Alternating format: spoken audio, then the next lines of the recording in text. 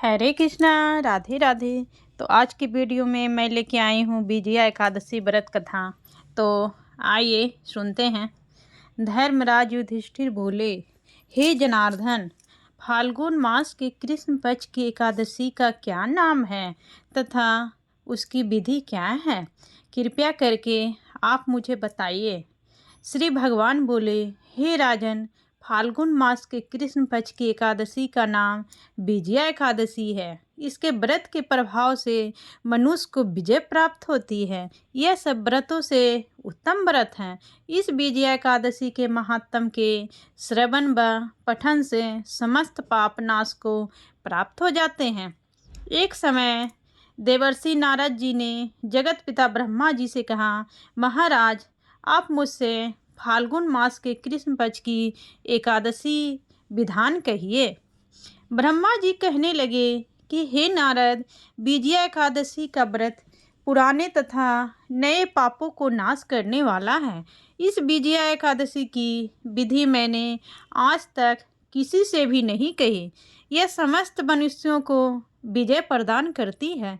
त्रेता युग में मर्यादा पुरुषोत्तम श्री रामचंद्र जी को जब 14 वर्ष का वनवास हो गया, तब वे श्री लक्ष्मण जी तथा सीता जी सहित पंचवटी में निवास करने लगे।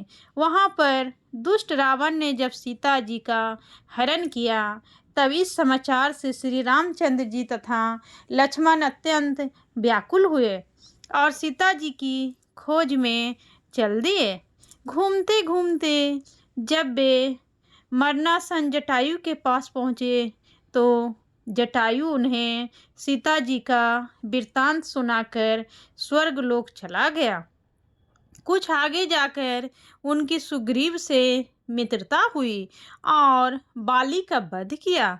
हनुमान जी ने लंका में जाकर सीता जी का पता लगाया और उनसे श्री रामचंद्र जी और सुग्रीव की मित्रता का वर्णन किया।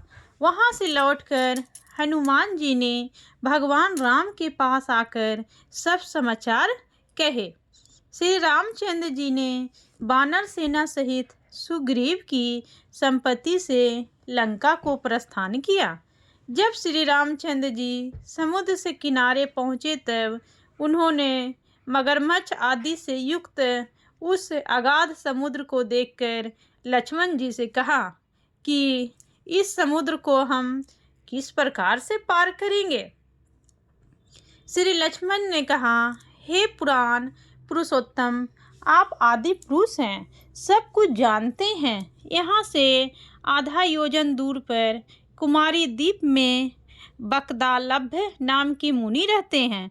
उन्होंने अनेक ब्रह्मा देखे हैं। आप उनके पास जाकर इसका उपाय पूछिए। लक्ष्मण जी के इस प्रकार के वचन सुनकर श्री रामचंद्र जी बकदालभ्य ऋषि के पास गए और उनको प्रणाम करके बैठ गए। मुनि ने भी उनको मनुष्य रूप धारण किए हुए पुराण पुरुषोत्तम समझकर उनसे पूछा कि हे राम, आपका आना कैसे हुआ? रामचंद्र जी कहने लगे कि हे ऋषि, मैं अपनी सेना सहित यहाँ आया हूँ और राक्षसों को जीतने के लिए लंका जा रहा हूँ। आप कृपया करके समुद्र पार करने का कोई उपाय बतलाइए। मैं इसी कारण आपके पास आया हूँ। बकतालभ्य ऋषि बोले कि हे राम, फाल्गुन मास के कृष्ण पक्ष की एकादशी का उत्तम व्रत करने से निश्चय ही आपकी विजय होगी। साथ ही आप समुद्र भी अवश्य पार कर लेंगे। इस व्रत की विधि यह है कि दशमी के दिन स्वर्ण, चांदी, तांबा या मिट्टी का एक घड़ा बनाएं। उस घड़े को जल से भरकर तथा 5 पल्लव रख वेदिका पर स्थापित करें। उस घड़े के नीचे सतनजा और ऊपर जौ रखें। उस पर श्री नारायण भगवान की स्वर्ण की मूर्ति स्थापित करें।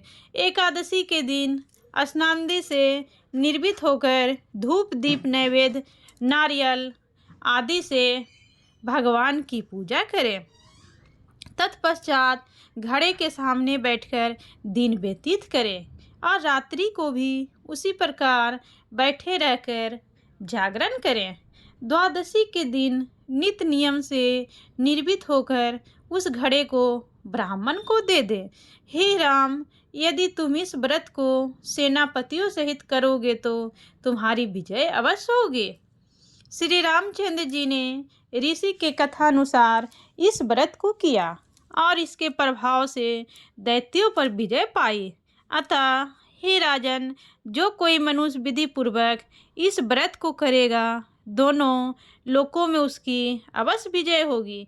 श्री ब्रह्मा जी ने नारद जी से कहा था कि हे पुत्र, जो कोई इस व्रत के महात्म को पढ़ता या सुनता है, उसको वाजपेय यज्ञ का फल प्राप्त होता है। जय श्री राधे राधे।